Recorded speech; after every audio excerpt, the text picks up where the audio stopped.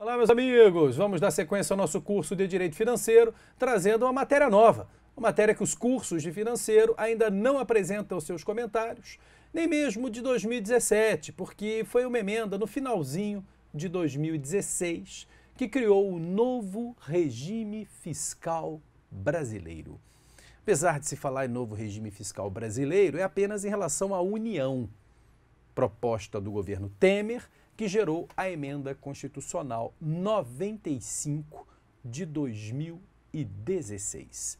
Vamos jogar lá o nosso primeiro slide sobre o assunto, olha lá, o novo regime fiscal brasileiro, Emenda 95 de 2016, que acrescenta aos artigos do ADCT, artigos 106 a 114, ok? Ela é de 15 de dezembro, por isso os livros de 2017 pouco falaram sobre ela. E não sei nem se os livros de 2018 vão falar, sabe por quê? Porque, na verdade, não é um tema específico do direito financeiro, né? Eu acho que nós temos que passar a trabalhar, porque ele agora é um regime fiscal, ele regulamenta o gasto público para 20 anos. Volta lá no nosso slide, olha lá embaixo, olha lá. Vai vigorar por 20 anos esse novo regime fiscal. É o que o artigo 106, primeiro dispositivo constitucional, em relação à matéria, nos oferece. Vamos ler? Olha lá, artigo 106. Fica instituído o novo regime fiscal no âmbito dos orçamentos fiscal e da Seguridade Social da União, que vigorará por 20 exercícios financeiros, nos termos do artigo 107 a 114 do Ato das Disposições Constitucionais Transitórias. Então, nós vamos comentar exatamente esses artigos, que é o que nos resta, né, já que eu não tenho doutrina para trazer as informações necessárias. Então, vai ser uma interpretação do texto constitucional para a gente entender melhor qual é a ideia desse novo regime fiscal que vai vigorar pelos próximos 20 anos, né? Já que 2017 começou já a valer, né, na contagem para esses 20 anos de novo regime fiscal. Chama a sua atenção de imediato, volta lá no nosso primeiro slide, que esse novo regime fiscal para os orçamentos fiscal e Seguridade Social. Percebam que não há o terceiro suborçamento aí previsto. Nós temos lá no artigo 165 de nossa Constituição da República os três tipos de suborçamento que nós adotamos.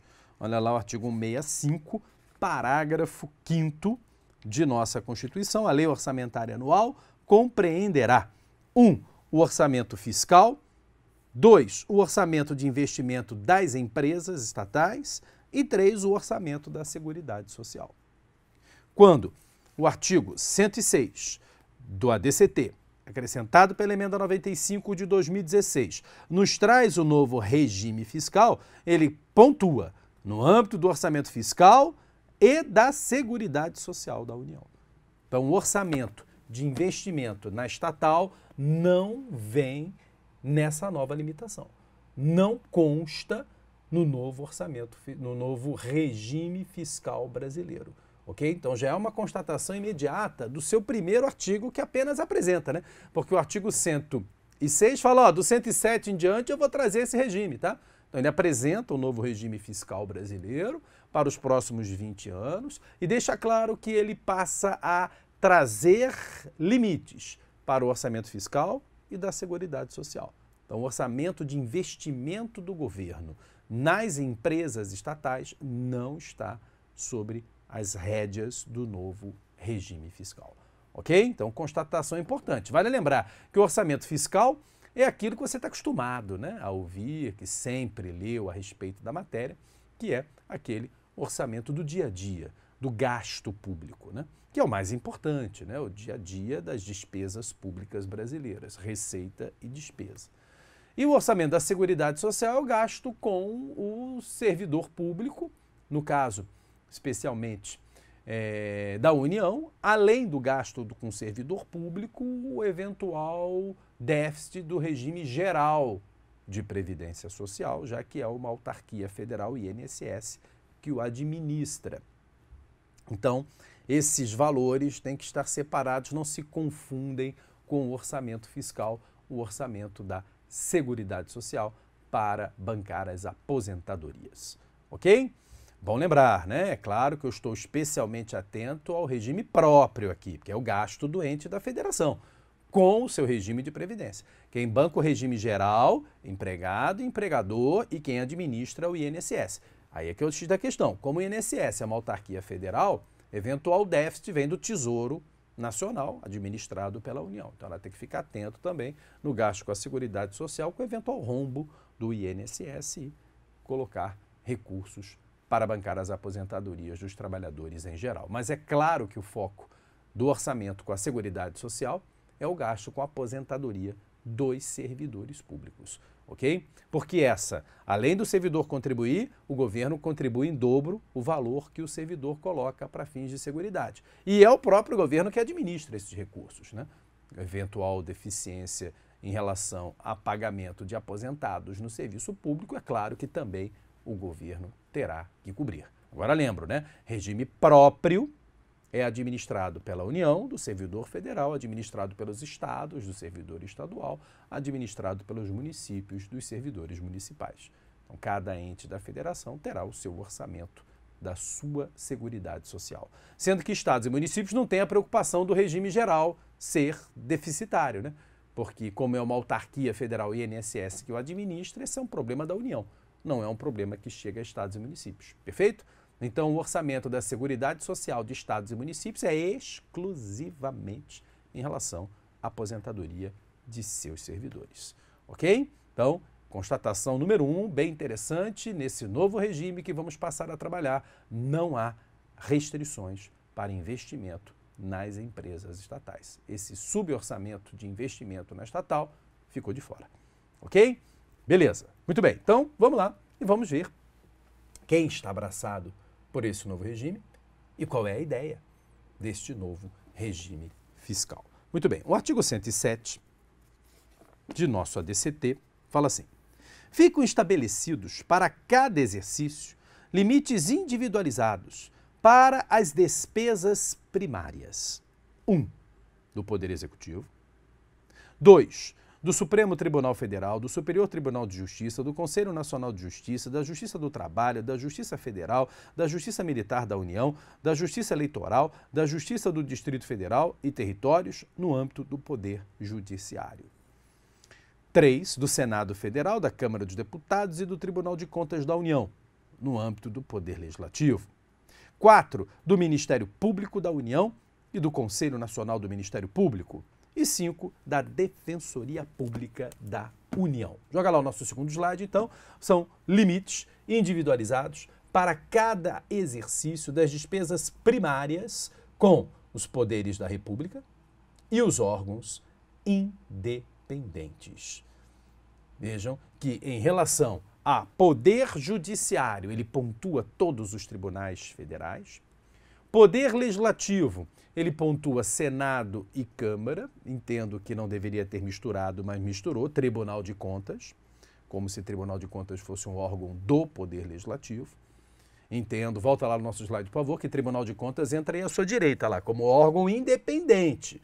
Quer dizer, ele mereceria, como recebeu o Ministério Público e a Defensoria Pública, um inciso próprio, né? Você vê que tem lá inciso 4º para o Ministério Público e inciso 5º para a Defensoria Pública. O ideal seria o inciso também para o Tribunal de Contas, já que ele não integra o Poder Legislativo. Ok? Quer dizer, então, os 3 primeiros incisos, os 3 poderes da República com o Tribunal de Contas, órgão independente de tiracolo. Os 2 últimos, Ministério Público, o seu Conselho Nacional do Ministério Público e a Defensoria Pública. Você vê como cada vez é mais difícil, né? Não aceitar a Defensoria Pública como órgão independente, né? Ela está aí citada expressamente como um órgão independente ao lado do Ministério Público da União. Ok? Então, esses poderes passam a ter uma restrição. Agora, detalhe interessante. Peço até desculpas por poder ter feito um slide sobre o assunto. Volta lá nesse nosso primeiro slide, por favor. Olha aí, limites individualizados para cada exercício das despesas primárias. Despesas primárias. Estão lembrados? daquele tal resultado primário que o ente da federação tem que ter para, com isso, sobrar dinheiro e pagar a dívida pública? Esse novo regime fiscal, a ideia é basicamente essa. Eu quero conter gasto para sobrar dinheiro e pagar a dívida. A dívida não para de aumentar. Parece que ela está fora de controle, apesar do governo, através da rolagem da dívida, estão lembrados? Saber exatamente como eu tenho que pagá-la no exercício financeiro seguinte. Mas o fato é que ela não para de crescer. E, em razão disso, temos que ter dinheiro para pagar e reduzir o valor da dívida pública.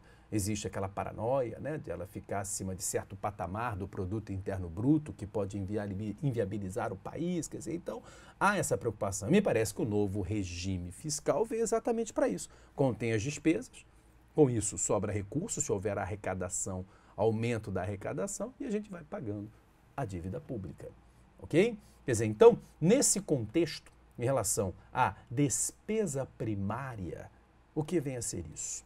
Olha, quando a gente trabalha resultado primário, é a diferença da receita primária e da despesa primária. A ideia é, receita primária é toda a arrecadação que vem de receitas derivadas, tributos, e receitas originárias, isto é, aquela que o governo faz, aquela que o governo consegue produzir e se manter. Essa é a receita primária. Toda despesa primária decorre da aplicação deste recurso. Então, clássico exemplo, pagamento de pessoal. É uma despesa primária, claro, bancada pelo orçamento do governo. Até porque, estão lembrados da regra de ouro? Eu não posso pegar dinheiro emprestado para pagar despesa corrente. Eu não posso pegar dinheiro emprestado para pagar despesa com pessoal. Então, é claro que é uma despesa primária, porque essa despesa é bancada com a receita primária. E o resultado primário, qual é? O superávit da receita primária e da despesa primária. Sobrou, vai pagar a dívida. É isso. Assim sempre foi, ok? Que é o que me parece o objetivo básico do novo regime fiscal. Contém o gasto. Por isso que ele trabalha a despesa primária. Contém o gasto da máquina, que não para de crescer, ok? E com isso vai sobrar dinheiro. Vai sobrar dinheiro para diminuir o tamanho da dívida, ok? Então, despesa primária é aquela que é paga por receita primária. Receita primária é aquela proveniente da arrecadação de tributos, é aquela proveniente da arrecadação de despesas originárias, é aquela que não vem de operações financeiras, Então, não é receita primária pegar dinheiro emprestado no BIRD, no BID, no FMI, isso não é receita primária. Receita primária é aquela que eu, governo, produzo, ok? Quer derivada, quer originária, ok? Então, importante esse elo e deixar bem claro, então, que a despesa primária é aquela despesa que é bancada sem ser por operações financeiras, sem ser por operações de crédito. Isto é, despesa primária é aquela bancada por arrecadação normal do governo, quer derivada, quer originária. É aquela que o governo faz o seu recurso, receita primária. Ok? Então é isso que se quer, cujo clássico exemplo é pagamento de pessoal, pagamento de custeio em geral, conta de luz, telefone, aluguéis que o governo vem a ter para se bancar e assim por diante. Ok? Beleza. Não é fácil encontrar na legislação um conceito de despesa primária. Na internet você joga lá, o cara dá aquele conceito que você tem que procurar outros conceitos, né? Que ele não explica claramente o que é. Espero ter conseguido identificar, então, qual é o nosso objetivo aqui. É conter o gasto com base nas arrecadações que o próprio governo faz. É isso, ok? Esse é o nosso regime fiscal. Beleza, agora, vamos lá.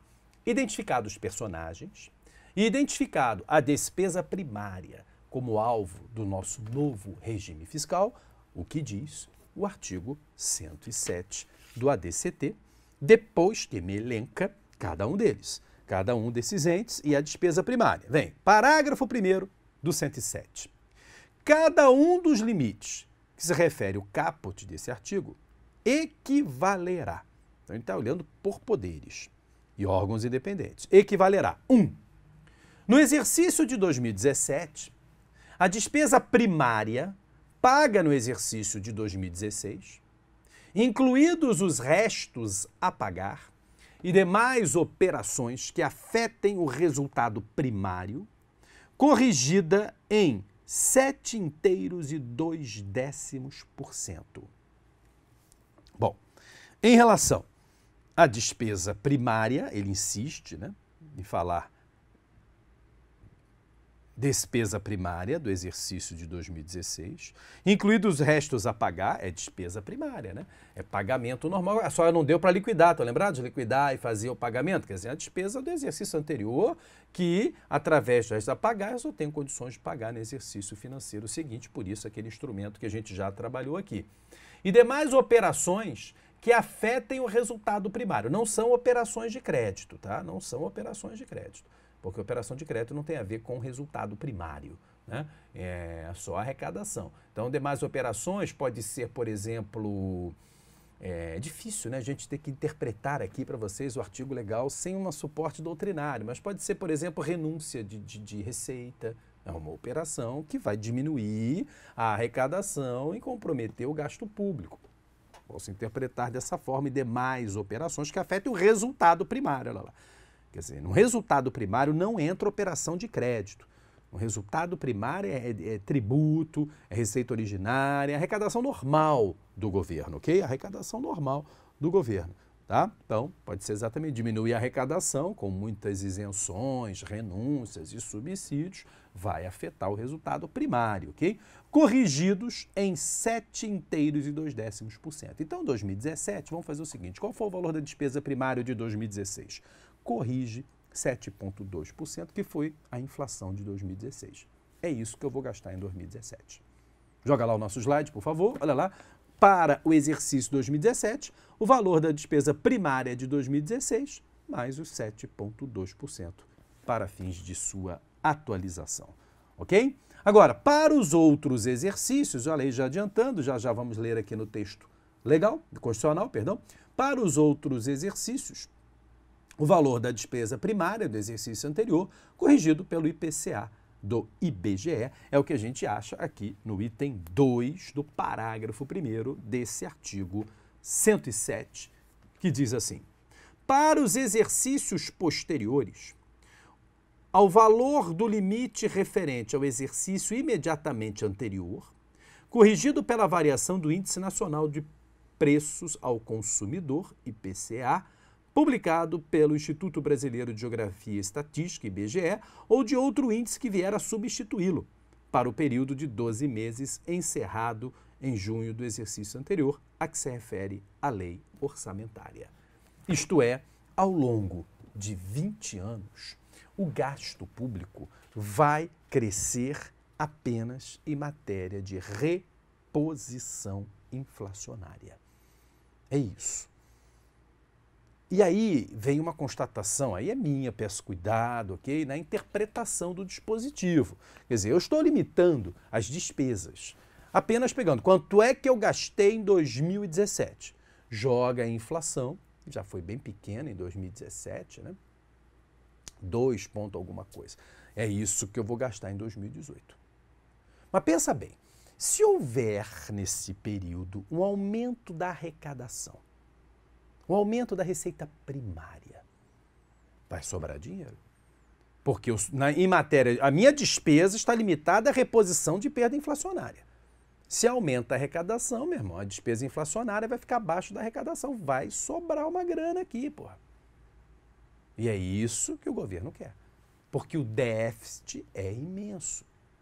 O governo federal já, você deve ter lido isso na mídia, né? Já uns 2, 3 orçamentos vem com déficit, vem com um resultado negativo. Eu tenho que bancar esse valor, eu tenho que pagar isso, pô. Então eu tenho que fazer superávit. E como é que eu vou fazer superávit? Limitando a despesa com reposição de inflação. Logo, se a arrecadação for a mais, ótimo, que é exatamente o que eu quero, pô. Vai sobrar uma grana para pagar a dívida pública.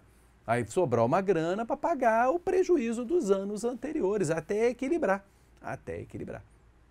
E o raciocínio é que isso seja feito por 20 anos.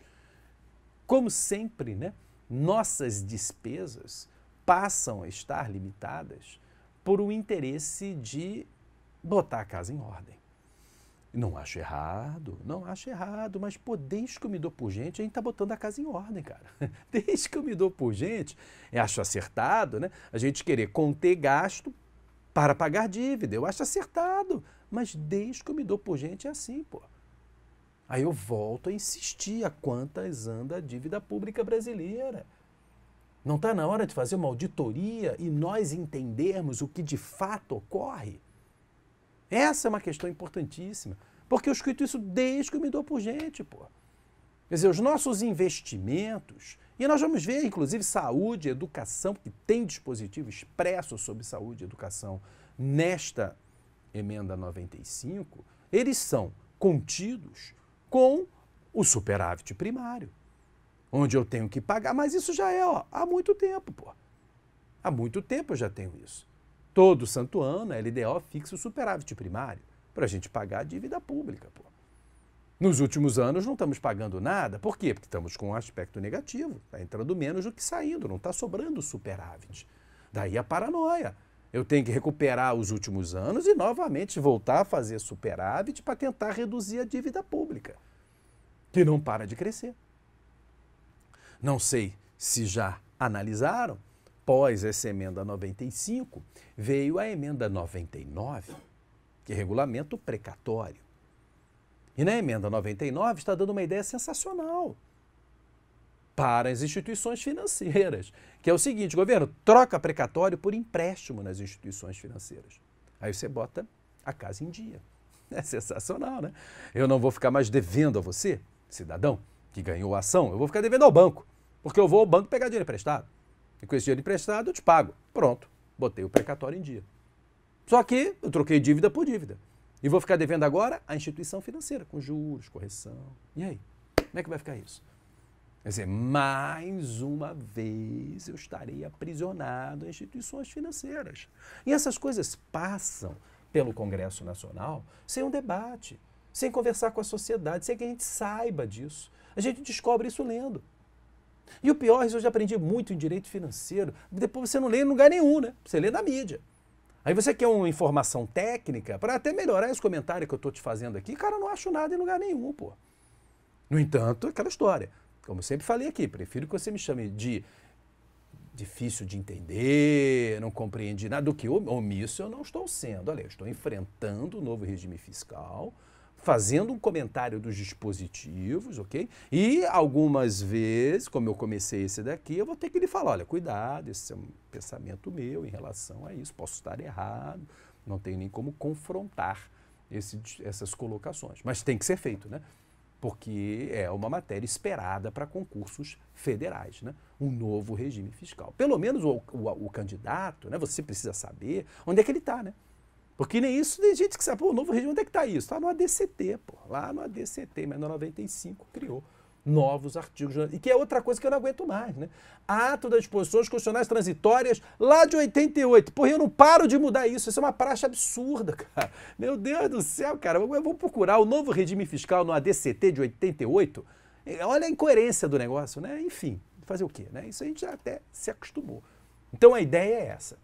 Durante 20 anos, a contar de 2017, a despesa só vai crescer na reposição inflacionária, ok? É isso. Se a arrecadação aumentar, vai sobrar um superávit primário para botar a casa em dia, para pagar a dívida pública e reequilibrar o país, ok? O problema é que daqui a 20 anos eu vou ouvir que a dívida pública ainda está aí, é gigantesca e é impagável. Isso é que irrita, porque a gente vê todos esses movimentos, claro, não pode falar mal, cara, estou devendo, eu tenho que pagar.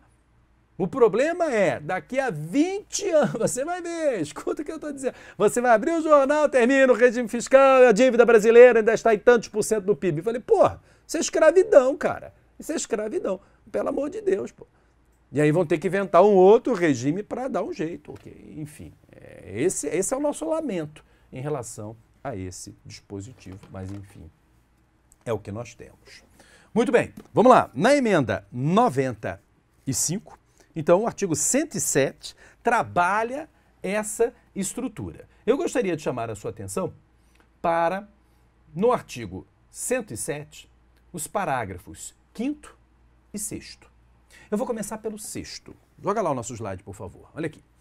No novo regime fiscal brasileiro, emenda 95 de 2016, não estão incluídos na base de cálculo e nos limites estabelecidos esses valores aí elencados no parágrafo 6º do 107. Transferências constitucionais, crédito extraordinário, despesas não recorrentes da Justiça Eleitoral em período eleitoral e despesas com aumento do capital das estatais, até porque esse último, né, já vimos, o orçamento de investimento estatal não está previsto realmente. Ele só insiste. Né? Vamos lá? Olha lá, parágrafo 6º do 107. Não se inclui na base de cálculo e nos limites estabelecidos nesse artigo. Vou começar lá pelo último, lá, inciso 4º. Despesas com aumento de capital das empresas estatais não dependentes. Quer dizer, é o orçamento de investimento na estatal. Que eu alertei no artigo 106 do ADCT. Esse novo regime pega o regime fiscal e pega o regime de seguridade social. Não pega o orçamento de investimento na estatal. Confirma nossa interpretação do 106, então, o parágrafo 6º do 107, inciso 4º, que diz: não se inclui as despesas com aumento de capital das empresas estatais não dependentes. As estatais dependentes, o gasto com ela inclui. Porque o gasto com a estatal dependente vem de onde? Vem de onde? Do orçamento fiscal, perfeito. É o governo botando dinheiro no bolso para botar a estatal para continuar vivendo, pô. Vem do orçamento fiscal. E se vem do orçamento fiscal, o artigo 106 manda o novo regime fiscal trazer limite para o orçamento fiscal. Perceberam? Então vejam que a nossa interpretação do 106 destacando que o orçamento de investimento na estatal realmente estava correto. Porque no 107, parágrafo 6º, o último inciso, ele também é bem claro ao pontuar que essa despesa não entrará. Nos limites aqui colocados. Ok? Beleza. Agora, vamos lá. Em relação a demais despesas que não entrarão, eu chamo a sua atenção para o inciso 3º. Agora eu vou de baixo para cima, né? Matei o inciso 4º do parágrafo 6º do 107, agora inciso 3º.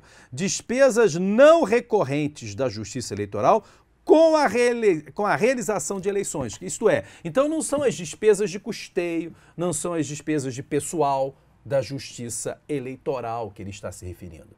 A cada eleição eu tenho um gasto para viabilizá-la. Então são despesas não recorrentes que aparecem no período eleitoral, ok?